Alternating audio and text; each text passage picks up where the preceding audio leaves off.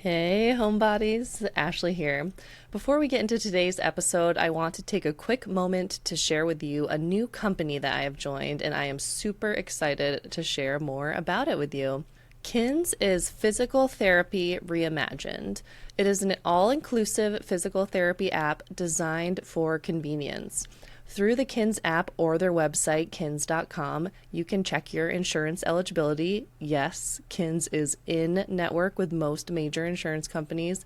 And you can enter a bit about the problem that you're currently experiencing and then get matched with an expert physical therapy provider. You can even book your first appointment online. Your appointments can be done 100% virtually from the comfort of your own home and will include one-on-one video appointments with a physical therapist and access to a personalized library of exercises, in addition to in-app messaging where you can ask your physical therapist questions at any time. If you aren't familiar with me and my background, I am a physical therapist with over 10 years of experience and specialize in geriatrics, chronic pain, and pelvic health. KINS Virtual Care is especially designed for those experiencing pelvic health concerns, including pregnancy-related pain, birth prep, postpartum care, bowel and bladder issues, pelvic pain, and many more.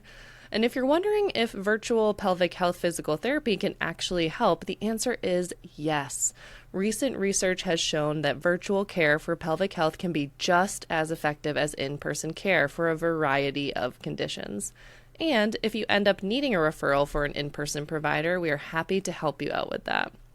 If you live anywhere in Massachusetts, you can ask for me, Ashley Drake, and a KINS representative will set you up with an initial visit where we will do a deep dive into your story, your medical background, and then we will come up with a treatment plan that works for you. Hope to see you there. Now on to the episode.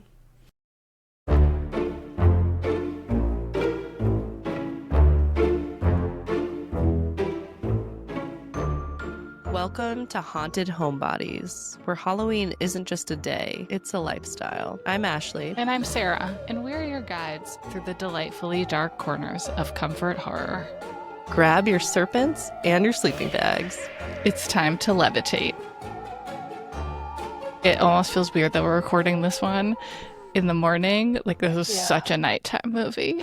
I feel like the whole thing, like, we talked about my Sunday morning horror ritual, and now we are doing a Sunday morning podcast. It's recording. Very appropriate. That's perfect for this. Right? And it feels just about as unnatural as you think it would. I hear kids playing outside. I hear the birds chirping. Yeah. And we're going to talk about what is like definitely the darkest movie we've watched so far for the pod. That's true. In some ways, it really is. It's kind of unexpectedly. It seems like it should just be this fun, witchy high school tromp. All right. So I was going to start off with giving a little plug to our new Substack. It's early days. It's linked in the description. I am going to be creating a weekly newsletter with your input, of course, Sara, and it's going to be called The Haunted Monthly. I just came up with that name and we're going with it right now because I couldn't come up with anything more creative. Great. Okay? It's going to be monthly. It's going to be haunted. The Haunted Monthly.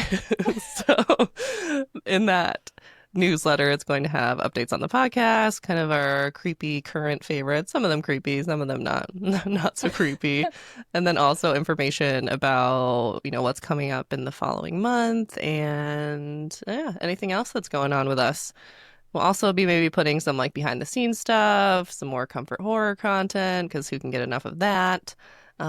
Maybe a little like haunted road trip at some point, haunted thrift shopping. The dream, the true dream. We'll be sharing it. We'll be sharing it all over on our Substack. So it's free to subscribe right now. We're also, going to be posting like some things related to current episodes. So head over there, join us.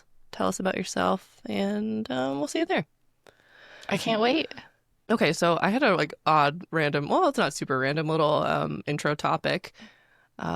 So last week's episode, Cabin in the Woods, we obviously had a lot of thoughts on that. We love that movie very much, and after recording it, I didn't let it go. I didn't move on with my life. That's great. That movie sticks with you, man. There's a lot to think about. Right. And in my defense, we are recording this episode before I have before we've released the Cabin in the Woods episode, right? So I'm still like kind of in the mode of that. But I don't remember how I got here. It's really a twisted web of like my online activity. But I ended up on this Reddit thread about the Harbinger and like what we were talking about with the Fool kind of warning him and the Harbinger then trying to warn Hadley and Sitterson and them not listening. And so I wanted to share that with you and get your thoughts on it. Ooh, I'm excited. Okay, so this is the original post by this, what was it called? Username. I'm like, screen name? Oh my God. I just had like a total. I reverted back to AIM days. As we should. Right? We're just kind of always there. But the username is Spooky Maidment. Okay, so here is the post. It'll be linked in our show notes. Near the beginning of The Cabin in the Woods, 2012, the Harbinger tries to warn Hadley and his team that the Fool is not to be underestimated, but they're too busy laughing at the fact that they have him on speakerphone. Us too. Sorry, that wasn't in the post. The last line is, later the Fool ruins their entire operation. Okay, so then we have a beautiful picture of the Harbinger, and then a user named MyKnock33, that's probably a Reddit generated one, said it's actually more than that. The agency employees are disregarding the Harbinger's warning just like the kids did. They also loosely represent the various archetypes, and like the kids in the basement, I don't know why they're calling them kids, teens, whatever. They're probably like grown adults. Anyway, sorry, let me just finish reading it. And like the kids in the basement, the employees choose their fate through the betting pool. They list them all, so they all get released. I never put together that the ones that were released initially were the ones on the board. Okay. Which I haven't confirmed, because I went back and thought, and I was like, wait a second, because you know how Hadley gets killed by the merman and he's like all merman obsessed. At first I was like, oh my gosh, did everyone who like betted on the monster get killed by that monster? And I was like, whoa, would that be cool? That totally didn't happen at all. But that's what I thought this meant at first. And then I was thinking, I'm like, would that have been a cooler way to do it? Or would that be too complicated? Because I just thought it was like very poetic that the merman Hadley got to see the merman. Yeah, right before dying. Right. According to this user, the theory is that the ones that they list on the board, which we know on that board, are not the entire archive of monsters that they have in their facility. So the ones that came down the elevators and were released were the ones on the board. So they essentially were choosing their own fate. Yes. So they were kind of like in the, I don't know, like prep floor, like waiting to be chosen, like depending on what the characters picked up in the basement. So they were all ready. So then when that didn't happen and Dana hit the master purge button, all of the ones that were on the board then come in. So they in the facility had chosen instead in the morning, had chosen their own fate by selecting what would be like, on the board. I see. I'm overthinking this, I think. No, I could see it though, right? Because we don't have any idea how many monsters were in the facility. There could have been an infinite number of them. Right, true. I thought that it was interesting. The part of the comment where they say like the employees are like loosely based on various archetypes. I kind of was like, I was like, oh, that's super interesting. But I couldn't quite get there. Like someone else commented, so that we had the jock, nerd, virgin, whore, and fool. So like the nerd, I thought would be Sitterson. Like the fool would probably be Hadley. Yeah. I don't know. Like I couldn't really. I was like, I don't know that they fit those archetypes super well. So here's what I'm going to put out there in the world. don't think that we need to, in every instance, keep doing the sequel prequel thing, but I kind of would like to see a prequel for Cabin in the Woods. Show us how we got there. Tell us a little bit of the backstory. That's true, because we can't have really I guess we could have a follow-up to see, like, how quickly did the gods destroy the earth, or did they just enslave us? Are we post-apocalyptic? Like, It's just a 4-minute movie. yeah, right. Smoosh, smoosh, smoosh. Yeah. But prequel would be really cool if it was done right. I agree. That's a great idea. Great. All right. Well, putting it out there in the world. Yeah. And if you haven't listened, by the time this episode is released, the Cabin in the Woods episode will be our episode 3? 3. Yeah. And that'll be out. So if you haven't listened to it, have a listen. It's pretty fun. Okay, everyone. It's Ashley. Sorry for this abrupt interruption. I swear we will be on to today's episode topic very soon. But I still cannot stop talking about the Cabin in the Woods. So what I wanted to do is share with you the results of our community bracket over on Instagram for the Army of Nightmares Championship. We had so much fun seeing everyone's choices over there. Despite nearly being edged out by the formidable dragon bat, the Sugar Plum Fairy reigned victorious and was named the Army of Nightmares champion. A little background on the Sugar Plum Fairy: she has the body of a young appearing ballerina, but in lieu of typical facial features, she has a large mouth with multiple layers of teeth inspired by the lamprey. According to the Cabin in the Woods wiki on fandom, the Sugar Plum Fairy is thought to be inspired by the mind-bending works of Guillermo del Toro, or a nightmarish reimagining of the Tooth Fairy, or perhaps a ballerina from the Nutcracker. Based on what is shown in the Cabin in the Woods, we don't really know what the Sugar Plum Fairy is capable of, but we know one thing for sure: we do not want to find out. Glad to see that you all agree. Also, a shout out to my husband Chris, who, maybe with a little bit of peer pressure from me, completed his own bracket. And despite not knowing a whole lot about the monsters in the movie, he had a healthy fear of all of them, as he should, and he chose the Scarecrow folk, which I think is a pretty solid pick. Upon looking up the Scarecrow folk again on the Cabin in the Woods fandom wiki, I learned that they were most likely to be summoned by a haystack in the cellar that also had pitchforks. In the movie, we see the Scarecrow folk attack and kill the security guard Truman, who does manage to detonate a grenade, killing him and them simultaneously. What I don't recall is that after this, apparently the Scarecrow folk can be seen bringing themselves back to life. I'll have to look out for that next time I watch. I mean, pretty much what we've learned from all of this is, would we really stand a chance against any of these monsters? I don't think so. Thanks again to Chris and everyone else who participated in the bracket. And now let's dive into today's episode. So, quick content warning for today's episode. There will be brief mentions of suicide. So if that's not something that you want to hear about, please skip this episode. We are talking about The Craft. It was released on May 3rd, 1996. So, much like my previous episodes, this will be released near-ish its anniversary, and this will be 29 years. So we're approaching the big 30 milestone coming up. Wow. And you know what? This movie kind of feels like it. It is so 90s. That period of late 90s, early 2000s in cinema and the world at large is so distinct. It is.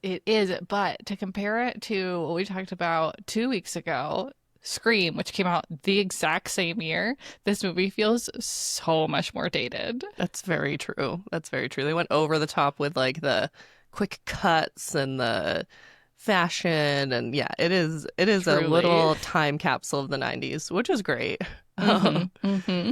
There has been one sequel to this movie. Have you seen it? It was released in 2020. It was called The Craft Legacy. I have not. I watched it. I was really disappointed, especially after waiting 24 years to make a sequel.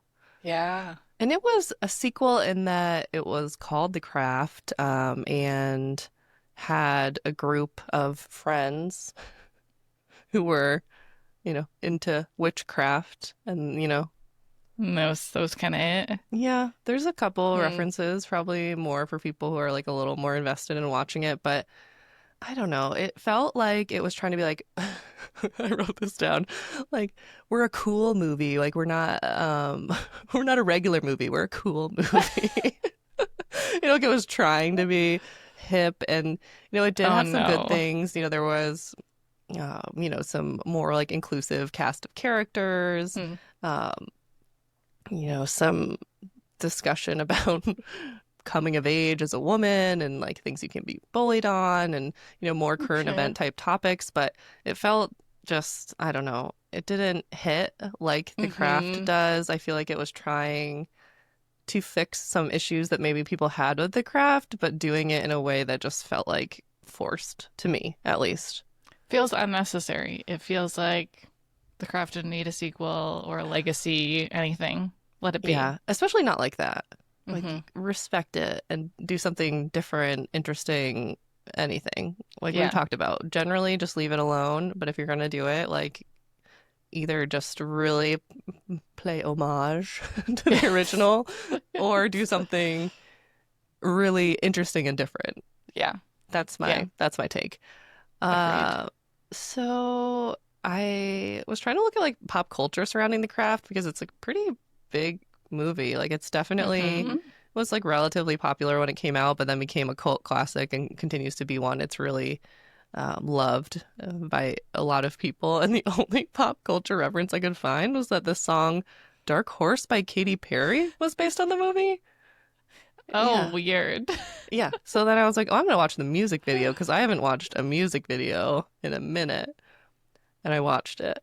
And what? Okay. So there's not a single witchy thing about it. It is like, seems like it was influenced by The Mummy. It's literally just her being like a Cleopatra like person, and Egyptian-y things happening around her. Oh, well, Right? Katy Perry. I Yeah, don't she can do know. whatever she I don't have a wants. lot of I don't have a lot of hope with that. Uh well, one other pop culture thing, but it's like almost too related, is that there is a song in The Craft by the Smiths, and Charmed used that song as their theme song. So like that's like a very like almost a two direct tie-in. Yeah. I They're like like, that "Hi, though. we're also about witches, and we are using the same song." Do you remember that witchy movie about Yeah. sisterhood and witchcraft? Oh, here it is. And I mean, I love Charmed, so Yeah, it's yeah. good by I me. haven't watched a whole lot of it, but I think if I got into it, I would Yeah. be very about it. So Google lists The Craft as a horror slash fantasy. Close enough. I mean, dark fantasy, supernatural horror, horror. It definitely has horror elements. It has some scary parts, has Hmm. some darkness to it. It's not like heavy hand. I wouldn't call it a horror movie, straight up. No. It's Mm-mm. definitely not like that, but it's people have mixed reviews on this movie. Like I said, there's definitely a cult following, people who absolutely love this movie. It's rated 6.5 out of 10 on IMDb, 57% on Rotten Tomatoes, and 84% of Google users say they like it. All right, stats. Yeah, not bad. And I think Yeah. I kind of like agree with it. Like I like this movie. I don't love this movie. It's not my favorite of all time, but it certainly fits a vibe and it's fun. Yeah. Yeah. Yeah. Not great performances, not great CGI, but it comes together. I have to say, I kind of love this era of CGI. Like, Yeah. I don't know. I don't think it looks that bad to me at least, and it's just fun. And I think CGI of our modern era now is so overly trying to be Hmm. realistic, and I feel like makes it look more fake somehow. Yeah, I would agree with that. Mm. Hmm. So The Craft is currently streaming on Pluto TV if you want to watch along with us. I don't have a specific memory of watching this for the first time, but I feel like it was with my sister Courtney. And Courtney, let me know if you if you remember this. But it's a movie that I associate with her. And when you watch a movie and whoever you watched it with or associate with, you just like think of Of them, and course. that warms my cold, dark little heart. So I think of Courtney when I watch The Craft, and that makes it more fun for me. How about you? I definitely remember the first time I watched this movie because, confession, I had never seen it before. So I just saw it for the first time this week. No way. It has been on my list for years to watch, and I just never got around to it. I know. Okay, so what did you think? I mean, it's a wild ride. It Yeah. is strange. I put the trailer on first just to get an idea, and it is such a 90s trailer. And I was like, I don't know, because sometimes the 90s trailers were like a certain way, but then the movie was very different. Sure. No, it's very the vibes of that very strange trailer. And Yeah. like it is, I will have so many thoughts to share as we really get into the discussion, but it's not exactly what I thought it would be. And it's, I think, like pretty dark. Like I said this to you right when we got on today. And I think maybe there's a nostalgia element that where that's not talked about that much, but like this movie was really dark for me. Yeah.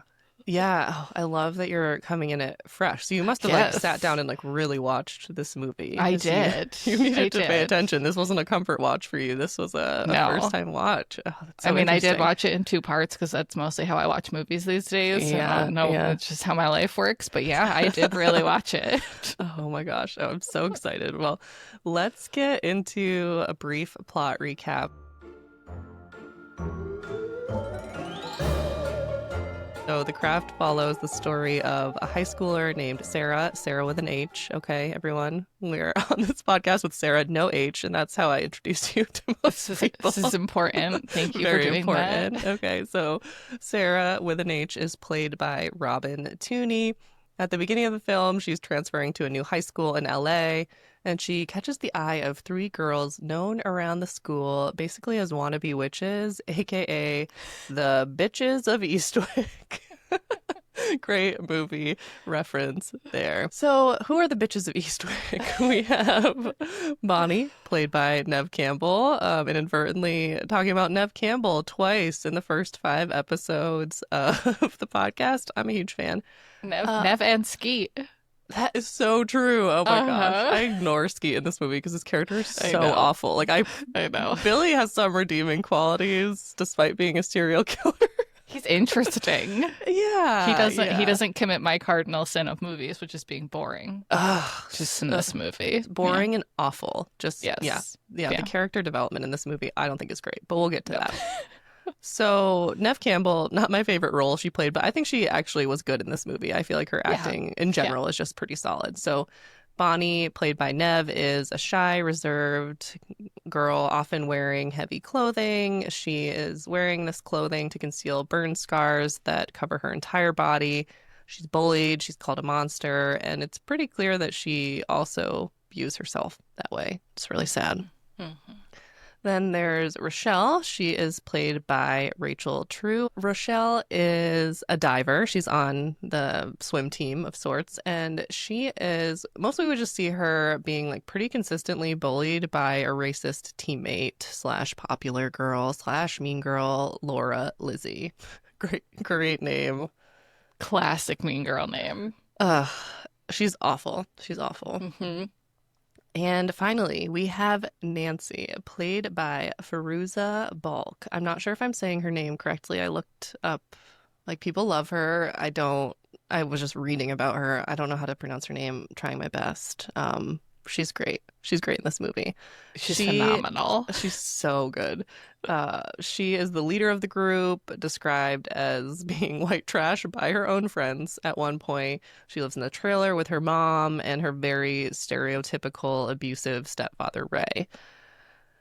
So Sara, our main character, we find out she also has a troubled past and that she survived an attempt to take her own life at some point. We don't know if that's why they're having the fresh start in this new area. I don't think, but we don't really know a whole lot else about her. Not a lot of backstory. No, it's kind of established early on that she has some witchy powers, which is why I can't stop calling them the Bitches of Eastwick. They've kind of have their eye on Sara because they have been looking for a fourth in order to complete their circle, which will give them the power to perform magical spells. it turns out they're right. Sara is their fourth, and with the addition of Sara, they're able to perform magical spells. And of course, they use this power to seek vengeance on all of their respective enemies, except for Sara, who you could see it as seeking vengeance, but instead she just wants the boy who rejected and lied about her sleeping with him, Skeet Ulrich. What was his name? Chris, I think. Yeah. Just wants him to like her. And she's like, like I know it's really lame. disappointing. I know. And we're like, yeah, it is really lame. Yeah, correct. You You are have right. magic. This is your choice. I know. I know. Because also, I'd understand the teenage girl urge to have your crush like you, but to have Totally. the boy who like viciously rejected you and spread rumors about you at your new school like you, like no, I would pick some like, you know, the quarterback on the team or the hottest guy in school and have him like me and then be like, look at this, Chris. How do you like that? literally anyone else. And also, she had only known Chris for like a week at this point. I Like, know. this was underdeveloped in my opinion. Totally. And he Yeah. is not showing like you said, he's boring. He is creepy. Nancy alludes to him being like that she like basically gave him an STD or something at some point. Like Yeah. he spreads bad things. You know, like there's bad blood there, and he's just clearly a jerk. So whatever. Not a great choice, Sara with an H.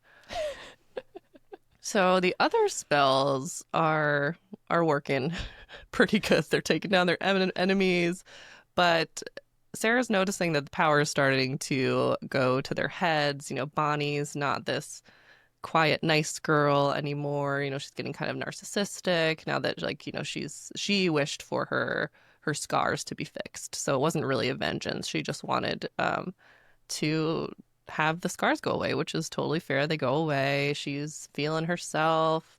I don't know, kind of fair. But Sarah's like, I don't like you guys anymore, basically. And Nancy's meanwhile growing increasingly jealous of Sara.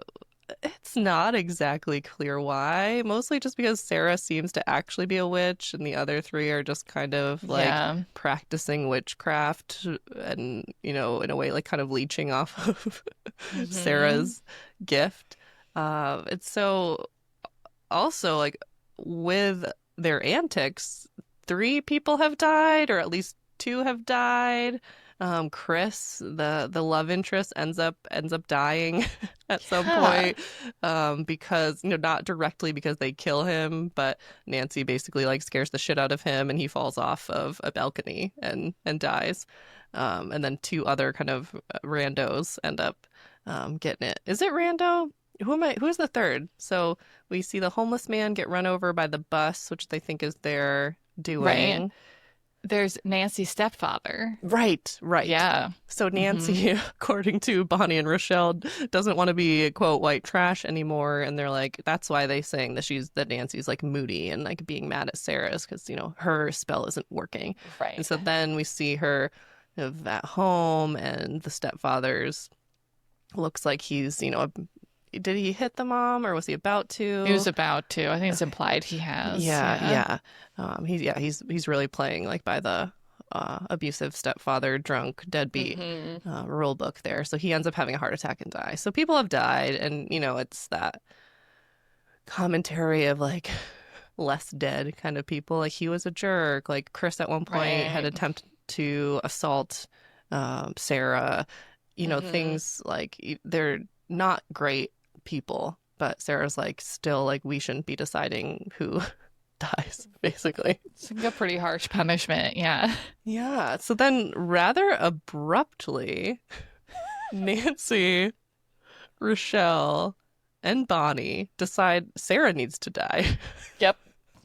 Literally, they're like, we have to kill her because we have these newfound lives, this newfound power. We're really enjoying it, and she's questioning it. So we got to kill her. um, we'll talk more about that during the discussion piece because I don't know, it didn't work for me. But because Sara is the only true witch, she ends up surviving this assault by the three of them. Bonnie and Rochelle are pretty quickly scared off by Sara kind of revealing, the error of their ways, showing Bonnie with scars on her face and Rochelle with her hair falling out, which is the spell that she cast on the racist mean girl, to have all her hair fall out. Nobody felt bad for that girl, let me tell you what. No. Except for Rochelle. Rochelle, I really like in general. I think she's like the one true sweetheart of the movie. She felt bad, but I was like, girl, no. Which apparently was the actress's recommendation. That wasn't in the Really? script. Yeah. Oh, Yeah, so Rachel. sweet. Rachel is the one who gave her the redeeming quality, I would call Yeah, it. where she kind of after seemed a little bit more empathetic to Exactly. people. Yeah. But did she become not a racist? Like she's very clearly a racist Right, because she gets person. the one scene. Now I'm going into too much detail. She gets to the one scene where she's like, "Oh, hi, Rochelle. How are you?" Yeah, that's a redeeming moment. Great. Her hair fell out and now Seriously? she's great. She's just a great person. Um, but Nancy has been torturing Sarah during this Act 3 scene in like one of the most disgusting montages in cinema to me. Maggots everywhere, snakes everywhere, tarantulas, everything. It's just awful. But Sarah finally, in her, I guess, transformative moment, decides like I'm gonna really step into my power. And they have a like very witchy smackdown. Of course, Sarah comes out on top. And then it's just kind of like cuts to Sarah. I guess they're leaving town again. They're like, you know Yeah. what? This isn't working out here. We gotta go again. And Sarah's like packing up the car. Bonnie and Rochelle like awkwardly walk up to her and they're like, sorry, we tried to kill you. And Sarah's like, it's okay. Uh, basically. And then they're, like, we don't have our powers anymore. Like, do you? And Sarah's just pretty vague about it. And then, after their like very fake awkward apology, they're walking away and they're like kind of talking shit, being like, I bet like she doesn't even have her powers. And this is where Sarah draws the line. She's like, I will forgive you for trying to kill me, but say I'm not a witch anymore. And, she conjures this stormy scene and has this huge tree branch almost fall down and squish him. Terrible. And then, right. And then says, yeah, don't cross Sarah with an H. And then she says something like, you don't want to end up like Nancy. And we found out that Nancy is now institutionalized and just really like she's being like restrained, medicated. Yeah. It's pretty dark, you say. And that's where we end. The end. Okay, let me start by saying I like this movie. I feel like this is the first episode where we're being like kind of snarky. Yeah. I don't want to say that I don't like this movie. I do like this movie. Let's establish that. I think it's a fun movie. I think it's got some really great elements. I totally get why some people love this movie and watch it. I watched it. I've watched it several times. I think it certainly fills a certain like comforting hole in like the creepy heart. And if you resonate with witchcraft, like it has a lot of fun montages and scenes about that. What I had some issues though. So I'm gonna get into them a little bit. I'll be right there with you. I think you probably will.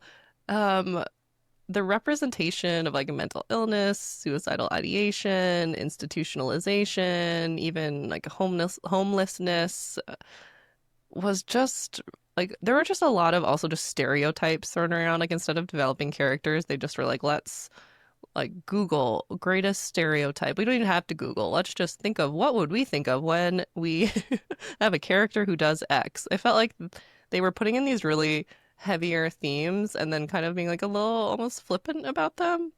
So I feel like there is a version of this movie that could have been made incredibly well with just a little bit more character development and nuance to the characters.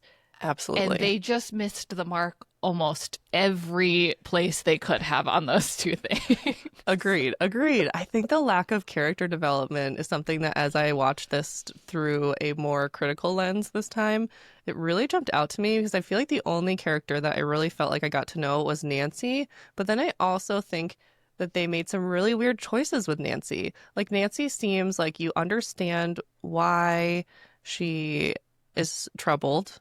Okay, she's Mm-hmm. definitely got a bad home life. Um, I think her character would resonate a lot with individuals who grew up with like a more goth look and kind of how that could Yeah. ostracise Mm-hmm. you in high school, and her just like self-acceptance and like wildness with it. Like she literally has like a noose in her locker. Yeah. Like she is weird and goth and she's owning it, and like I love her for that. And then she has these like really sweet moments where she's like really supportive of her friends, and then just like sees red and is like, I'm gonna murder you. And I don't know, it felt like Yes. a little bit of a stretch for me. Very much so. And I mean, listen, it perhaps they are leaning into her being mentally unwell, but again, like you said, with like stereotypes and without any nuance, and it just let me say this. I think she's a fantastic villain. Had Yeah. we done our previous podcast's lovable villains episode after I watched this movie, I'd probably put her near the top. Like she Yeah. is over the top. She is campy. She is so much fun, which is how I like to see a villain.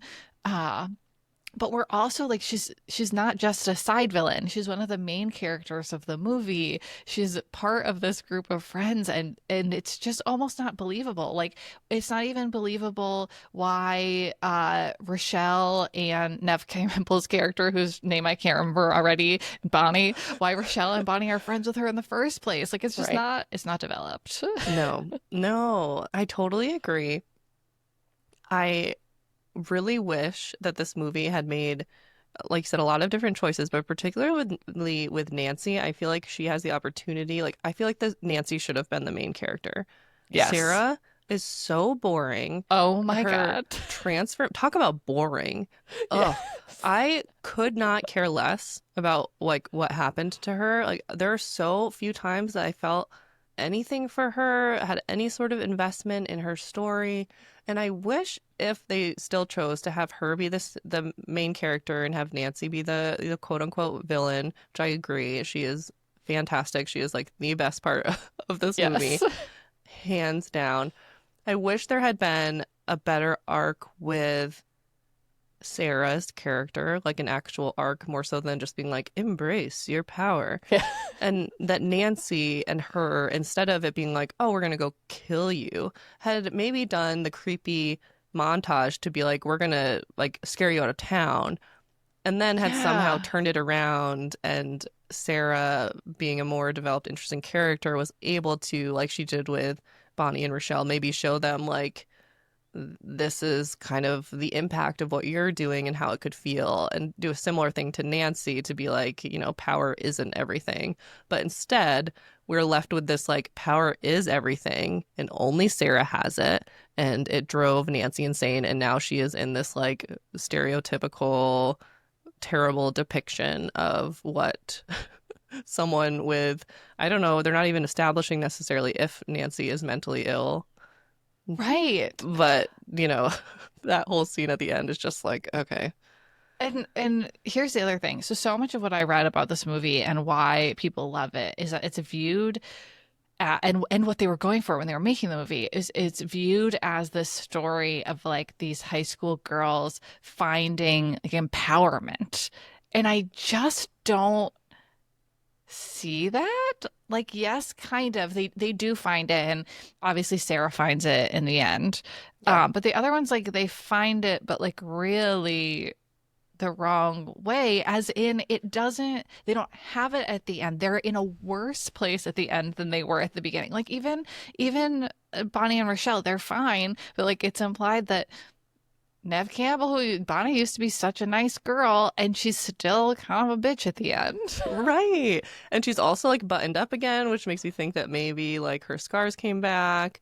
And like to me, more empowering plot line. And I'm not saying that anyone who deals with like a similar situation where they have a part of their body that they don't like Nev Campbell, like needs to accept themselves. But that would be a much more empowering storyline than, oh, I'm feel better about myself because I quote unquote, fixed my appearance. And now I'm attractive to men.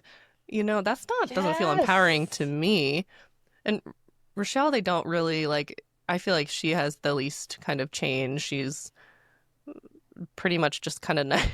Nice. She seems like along Yeah. for the ride, like getting Yeah, dragged yeah. around by Bonnie, who is just dragging her around based on what Nancy's telling them to do. There's no clarity as to like why, if they ever liked Rachel, what's her name? Rochelle? No. Sorry, I'm just getting off of Sarah. I'm getting all Yeah. turned around with using the actress and actress. Sorry. All the names. No. I'm doing the same thing. But like I don't even like as a friend group. Like, do you find that friend group believable? Like, do you think that they ever really liked Sarah? They turn on her so fast to the point of like murdering her when they were like supposed to be having this like rah rah girl power witchy coven. So it is established immediately. They only want Sarah because Bonnie sees her twirl her pencil magically. Right. And they're like, oh, it's our fourth. And the almanac told them that somebody would be arriving that day. Like, they don't seem to make an effort to get to know her. But I also don't see why the other three girls are friends outside of this. And hold on, have we established who is this movie written by? I'm gonna We have Google not established. it. I don't know. Yeah, okay. So this was written by two men. Yeah. And I just feel like that explains some of what we're talking about here. Like, it's not a nuanced portrayal of female friendships, which are not perfect. Right. Because we're all human. I mean, I will not give any spoilers for those of you out in the world who are still catching up on the most recent season of The White Lotus, which you watch? I watched some. It like gave me anxiety. I had to stop. Oh, it's like that's especially this season is like nothing but anxiety start to Yeah. finish. But there's a very interesting plot of which many articles have been written about this trio of female friends who have been friends for years and years. And it, in some ways, without diving into it, seems very toxic. But there's also like, it's this very nuanced portrayal of friendship that I really enjoyed in the end. Whereas this is just like, they're like, oh, girls are bitches to each other and it's fine. Like, yeah, that's they'll how I turn feel on each about other. it. Yeah. They don't really care about each other. Because I feel like Nancy justifies them wanting to kill Sarah by saying like, well, Sarah had tried to cast a spell to not let Nancy do harm to herself or others. God forbid. Seems legit. Seems legit. She wasn't like, I want her guts to be ripped out. She was like, just like stop messing with people, including me. And so that was a betrayal of the coven. So then they're like, we're gonna betray you harder. Yeah. And kill you dead. And also they're like weaponizing her suicide attempt, being like, we're gonna frame it as a suicide because we're also gonna frame you for killing Chris and saying that was your fault. And now, it has, I don't know. I know. It just had so much potential. And like I said, in the sequel-ish, the 2020, The Craft Legacy, I think they tried to make the friendship portion a bit more nuanced and believable, but and like less girl against girl and more like girl lifting up girl, which I appreciate, but almost also, less nuance in the other direction, It's like too much that. Right. Or I'm like, okay. Yeah. Well, I did want to bring up something that you put in our notes. Practical magic, which we talked about in our first episode, like really does cover like the themes of friendship and sisterhood, and not from the beginning. It's not in this just like everybody's happy all the time. Like the women of the town hate the sisters. But in the end, they all come together and it like feels real, and it's such a nicer way to portray that. Yeah, and there's real support, real family conflict, like intergenerational conflict, like you said, conflict in the town. There's layers, but there is this underlying like we will always be there for each other, even when I don't support what you did or we're like deep in the shit together. Yeah, I don't know. It just didn't leave me with any warm fuzzies, which is what we want. I wanted more warm fuzzies, and this movie just I don't know. It feels nostalgic and time Yes, capsule-y, and I love the character Nancy. Amazing performance by Fairuza Balk. truly. So She good. is so much fun. She brings everything to this movie. Absolutely. She's perfect. Perfectly cast, perfectly portrayed. She did Hmm. everything. The times where she supposed to come off empathetic, I believed it. The times when she Yep. was supposed to come off a little bit unhinged, I believed it. She just has such range and absolutely crushed it. And I Yes. loved her. And then to end on some more positive because we've kind of been like going pretty hard on this movie. And like we said, we do enjoy this movie. We just there's so much potential that Yes. we just wish could have been a little bit Yes. different. Um, Exactly. there were some things that scared me a little bit. Like I did find I like not horror, not super scary, pretty dark, but like the snakes portrayed throughout this movie. Oh my gosh. I don't know if this truly is the reason, but I have had like a series of different anxiety related dreams. So when my anxiety is a little bit high, I'm really worried about something, I'll have a specific trope of a dream called Oh. anxiety dreams. So, when I was younger, it was shark attacks. I was getting Yeah. just eaten by great white sharks Hmm. routinely. And then at some point, the great white shark thing like completely stopped, and it became snakes. And Oh. it's awful. It still happens rarely now because my anxiety is much better controlled. Thank you, Lexapro. But um, and therapy. Everyone go to therapy. Anyway, the snakes will be like everywhere. Everywhere I turn, everywhere I step, falling from the ceiling, falling from a tree I walk under. I'll turn up a log or trip over one, and there's snakes everywhere. They're just everywhere, everywhere. And it's absolutely terrifying. And this Oh. movie certainly demonstrates that. Also, like Indiana Jones, but I don't know if I That's what had, I was picturing. yeah, Yeah. I don't know if I had seen that at that time. I feel like I only recently had watched all of those movies for the first time. But I mean, also just snakes tend to be like creepy and something that we either love or hate. And you are a snake lover. I really like snakes. I did those were not the scary parts of the movie for me. I mean, it's a lot. It is a lot. But I think Yeah, I would have anxiety about like accidentally stepping on the poor snakes more than sure. anything else in that Oh, moment. I thought you just meant if there was that volume, it would be like Yeah. scary. But yeah, no, you've like held snakes. You love Oh snakes. yeah. Yeah. Are you ever going to I be a heard them a snake lot. owner? I don't think so. Also, just please don't. I won't come visit you again. Yeah. Also, like my cats would probably try to eat it. That's That's not. so true. They would have a Yeah. fight there. Yeah. But Yeah. in terms of other creepy parts of the movie, I think the part where Nancy, this is a pretty iconic scene, but the part where she floats across the room when she's like messing with Chris and eventually leads to him falling off the balcony and dying. But like the witchy boots, like the tips of her boots dragging across the floor. It's really good. It's really well shot. It's really that whole scene I think is creepy and well done. Yeah. I actually recognize that scene. So it's iconic and has been shown in so many ways. But the series Agatha All Along from earlier this year had a really cool end credits scene that was just it was like portrayals of witches across media. I Oh, love it. You should fun. just go watch the end credits. Okay, I I love will. them, and this they have a scene or two from The Craft and so many other things. It's really cute.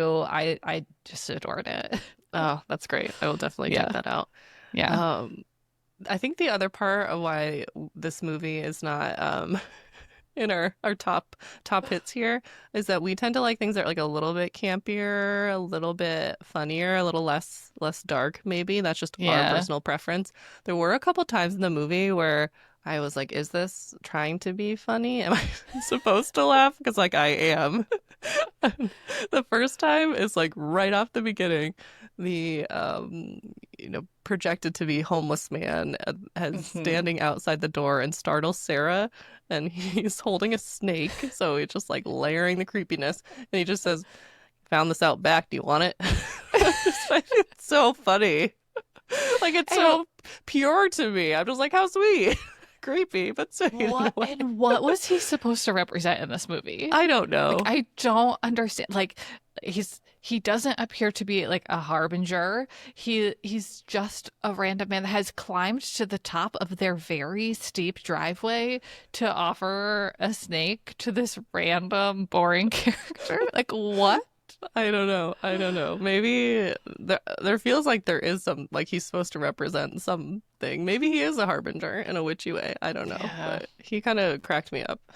Felt like he deserved better in the movie. But anyway, the other line that really got me was, I don't know, maybe 3/4 of the way through the movie.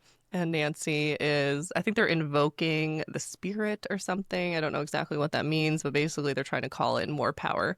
And the witchy shop owner has warned them, like, this, you shouldn't be doing this, especially like knowing their personalities. She's like, This is not for you. But Nancy's, of course, like, we're going to do it.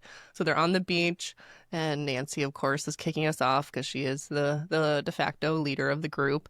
And she says her, like, whatever chant they're doing, and says, powers of air and invention, hear me. And Bonnie's like in the background, us. And Nancy is like, hear us. And then they all say it correctly. And I don't know, there's something about that I thought was like so funny. Such a funny way to portray that scene. Show a little personality from Bonnie. Yeah. But it was so like heavy-handed, like so much else in this movie that was like, by the way, Nancy only cares about herself, and we're not gonna let you figure that out as a viewer. We're gonna straight up tell you. Right. Totally. Yeah. So before you talked about, like, we don't get a lot of warm and fuzzies from this movie, and I agree.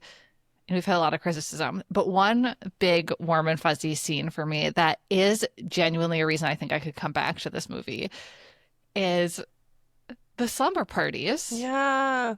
They're sitting around watching Bewitched, and then there's the scene where they play light as a feather, stiff as a board, which in this movie, is like a proof that magic is real for them. But we all played that. Like, I have such distinct memories of slumber parties literally doing that, and like the vibe was really there on the slumber parties, which is the vibe of the podcast, and I did love that about the movie when they were like actually developing the friendships a little bit and leaning into that part. Right. And I think that was part of my criticism earlier of being like, did they actually like her? Were they actually friends? Because those scenes do totally make it seem like they're developing this real bond and friendship, and they're all supporting each other and just like having a really fun time. I totally agree. I love those are the best scenes in the movie, in my opinion.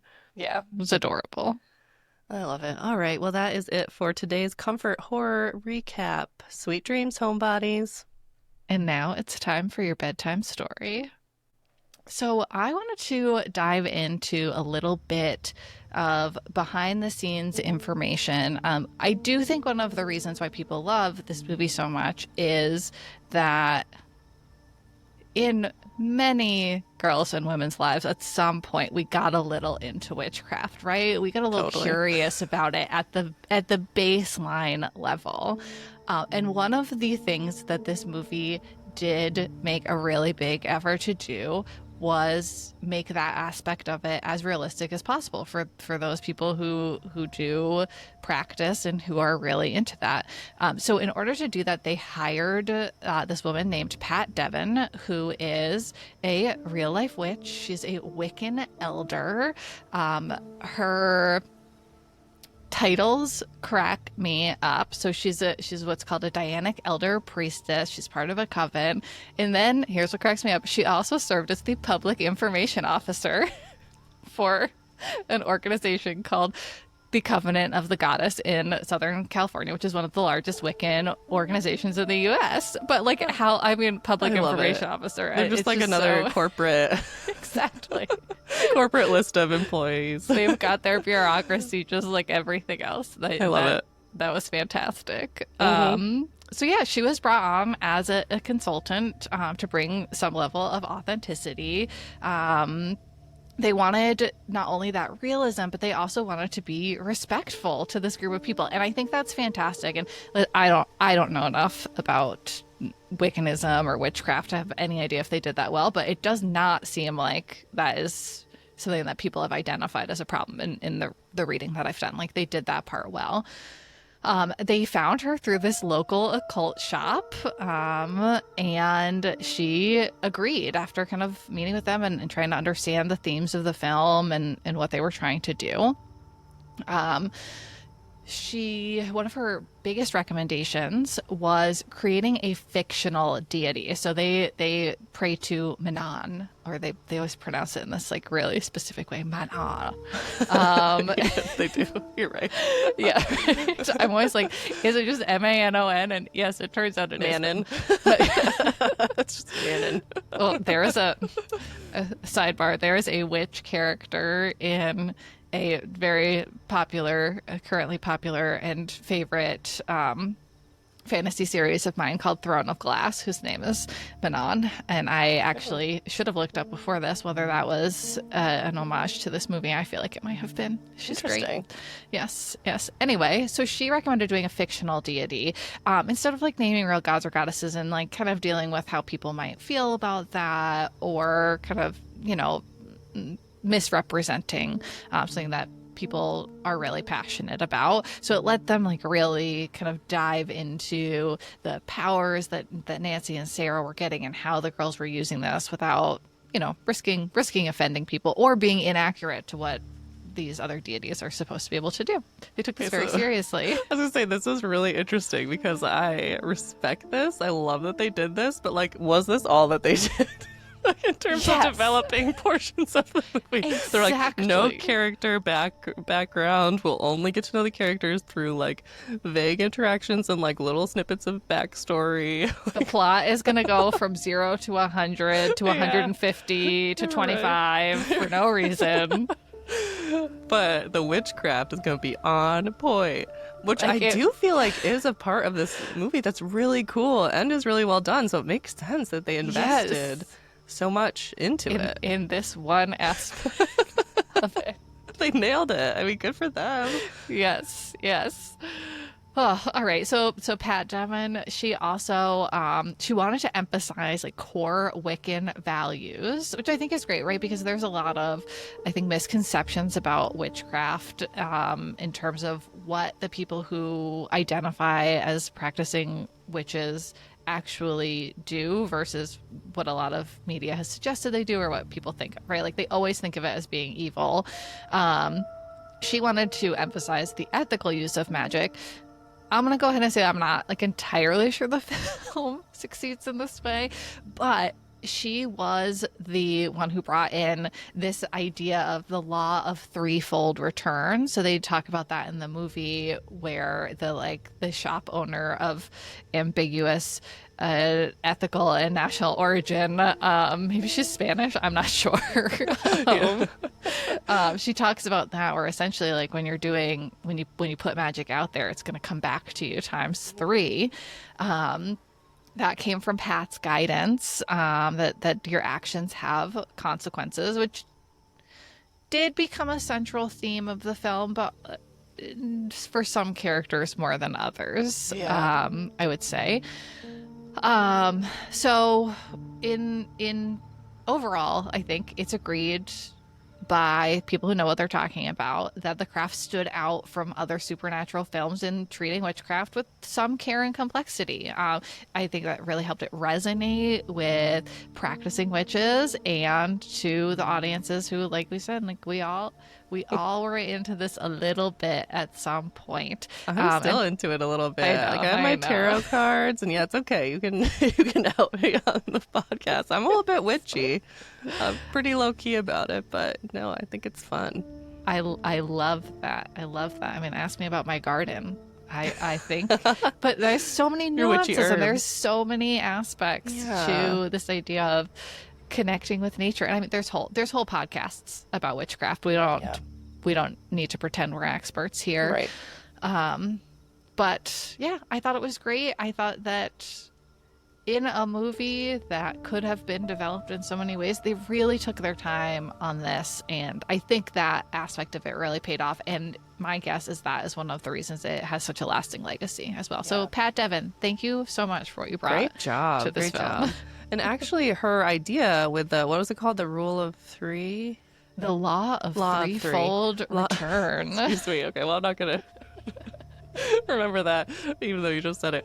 But that could have been a super interesting way this movie could have gone if instead they became what they feared, right? So maybe Sara became this like salacious, boy crazy version of herself. Maybe Bonnie actually becomes a monster. Maybe Nancy gets so rich that then bad things start happening because of it. I don't know what I thought was going to happen, by the way. Yeah. 100%. Rochelle's hair actually falls out. I mean, like, Rochelle's character, like, she really doesn't do much wrong throughout this. But still, it's like something could have happened there where, like, it actually comes back more so than that blip of, Sara shows them kind of their true faces in the mirror for a second, and then they're like, and run out. And they run out, so they're no longer trying to actively kill her, but at the end, like, it's clear they haven't actually developed, and like there aren't real consequences. Yeah. Anyway, we'll stop ragging. Pat, you tried, and we appreciate you. The potential was there. Maybe someday. This is actually a movie where I'm like, okay, so you tried to kind of reboot it. Like, try again, maybe, try again. Hire us as script consultants. Yeah. Well, I'm like the biggest flop. Like, we're totally those, Chris jokes about that. Like the people who watch sports and they have like one hand down their pants and the other in a bag of potato chips. And they're like, I would have caught that pass. That's us. We've never written a movie script. Yes. I'm like extremely novice fiction writer who's never completed a manuscript.